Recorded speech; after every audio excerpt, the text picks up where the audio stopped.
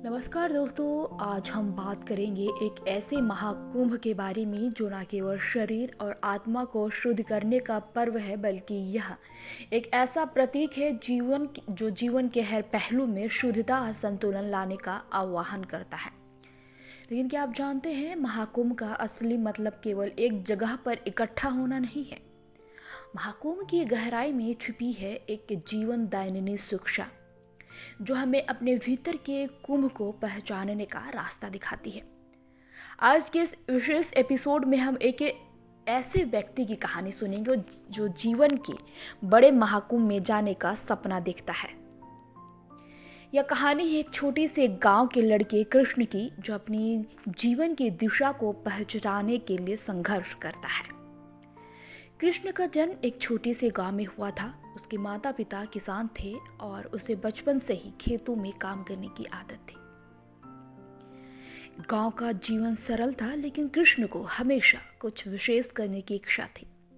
उसे ऐसा लगता था कि जो लोग बड़े शहरों में रहते हैं, उनके पास जो सुविधाएं हैं वही असली जीवन का हिस्सा है। उसे गांव का साधारण जीवन कभी भी अपने लिए पर्याप्त नहीं लगा। कृष्ण ने कभी नहीं सोचा था कि उसे एक दिन महाकुंभ जैसी यात्रा पर जाना होगा। वह तो बस यही सोचता था कि उसे किसी बड़े आयोजन, किसी महान पर्व या किसी बड़े शहर में जाने का मौका मिलेगा, जहां उसे अपनी पहचान बनाने का अवसर मिले। एक दिन गांव में एक बाबा आए। उनका नाम था महेंद्र बाबा। महेंद्र बाबा ने सबको बताया कि महाकुंभ का आयोजन इस बार उज्जैन में हो रहा है। यह महाकुंभ सिर्फ स्नान करने का आयोजन नहीं था, बल्कि यह जीवन के हर पहलू को शुद्ध करने का अवसर था। उन्होंने बताया कि महाकुंभ की असली यात्रा वो नहीं जो हमें गंगा में डुबकी लगाने से मिलती है, बल्कि वह है हमारे अपने भीतर के आस्थाओं, डर और गलतियों को छोड़कर अपने असली रूप को पहचानने की यात्रा। कृष्ण को यह बहुत दिलचस्प लगी, लेकिन वह इसे सिर्फ एक धार्मिक आयोजन ही समझता था। फिर भी उसकी जिज्ञासा बढ़ी और उसने ठान लिया कि वह महाकुंभ जाएगा। कृष्ण ने महाकुंभ की यात्रा पर जाने का निर्णय लिया। वह जानता था कि यह यात्रा आसान नहीं होने वाली थी। जैसे वह प्रयागराज पहुंचा, उसने देखा कि लाखों लोग यहाँ इकट्ठे हुए थे। कोई साधु संत, कोई यात्री, कोई भक्त, हर कोई अपनी आस्थाओं के साथ यहाँ मौजूद था। कृष्ण को समझ में नहीं आ रहा था कि वह कहाँ से शुरू करे, क्या करे और किससे मिले। महाकुंभ के प्रमुख स्नान घाट पर जाते हुए कृष्ण ने महसूस किया कि यहाँ आने से पहले वह अपने जीवन के हर एक हिस्से को शुद्ध करने के लिए तैयार नहीं था। उसने कई बार सुना था कि जो भीतर से शुद्ध होता है वही बाहर से भी शुद्ध होता है, लेकिन वह कभी इसका मतलब नहीं समझ पाया था।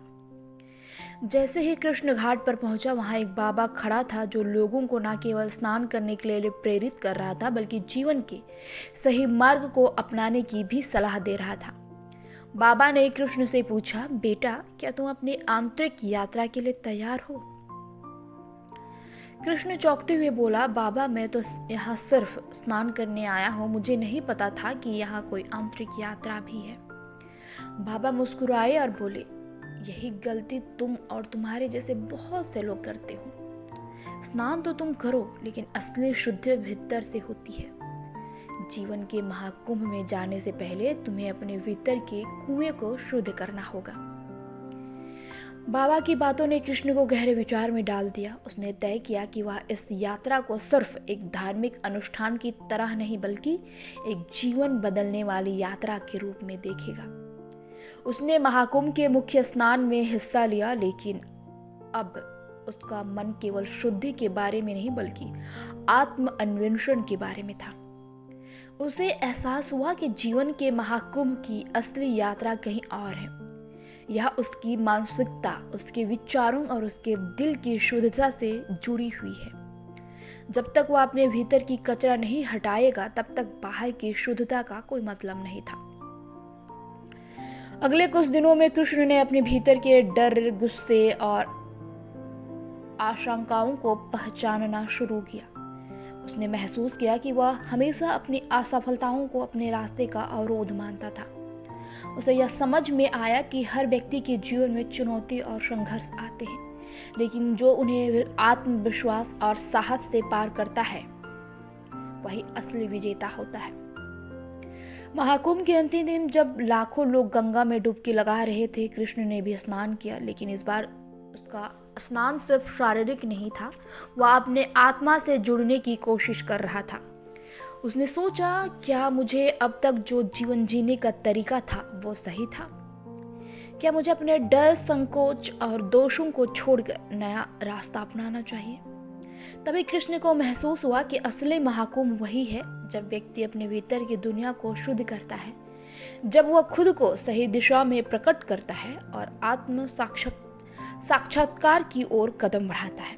गंगा के पानी में स्नान करते हुए कृष्ण ने अपने डर और दोषों को धो डाला और आत्मविश्वास के साथ सोचा, अब मैं तैयार हूं अपनी असली यात्रा के लिए। कृष्ण की यात्रा ने उसे बहुत कुछ सिखाया। उसने जाना कि महाकुंभ का असली उद्देश्य हमें अपनी गलतियों और डर से मुक्त कर आत्मज्ञान की ओर बढ़ना है। जीवन का महाकुंभ एक आंतरिक यात्रा है जिसमें हम खुद को पहचानते हैं, अपनी आत्मा की गहराई में उतरते हैं और अपने जीवन के प्रत्येक पहलू को शुद्ध करते हैं। आज हम सबके भीतर एक महाकुंभ की यात्रा छिपी हुई है। यह हम पर निर्भर है कि हम उसे कैसे जीते हैं। उसे पहचानने के लिए हमें केवल अपने भीतर की ओर एक कदम बढ़ाना होगा। जीवन का असली महाकुंभ केवल बाहरी त्योहार नहीं, बल्कि हमारी आंतरिक शुद्धता और आत्मविश्वास में छिपा हुआ है। आशा है कि आपको यह कहानी पसंद आई होगी। अगले एपिसोड तक के लिए अपने भीतर के महाकुंभ को पहचानने की कोशिश करें और जीवन के नए रास्तों की खोज करें। धन्यवाद।